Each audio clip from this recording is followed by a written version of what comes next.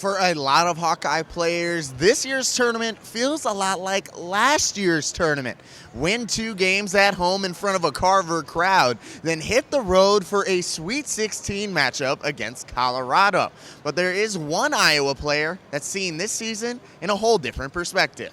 Just being able to have experienced it, even if I was from kind of on the bench and on the side, but I mean it was still very special. And but now to be able to experience it on the court firsthand, it's just one of those things that I just really want to take in and enjoy it while I can. Before the start of the 2022 season, it was announced that sophomore guard Kylie Feuerbach would miss the entire season with a torn ACL. I think anyone who's torn their ACL or been out for an injury, you understand how you do definitely learn a different side of the game, and it's actually a very good, impactful time for you, but you definitely take everything for granted.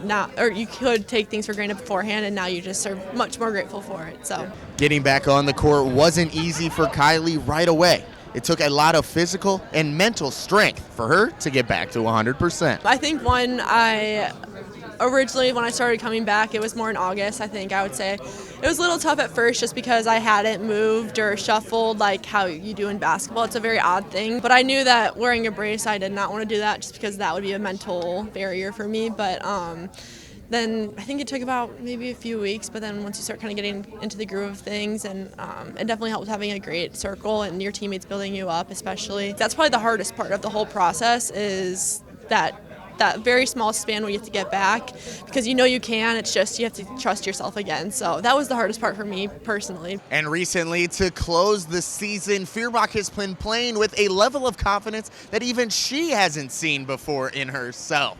So Iowa's going to need to have Feuerbach continue with her impactful plays on both ends of the court if they want to make the Elite Eight once again.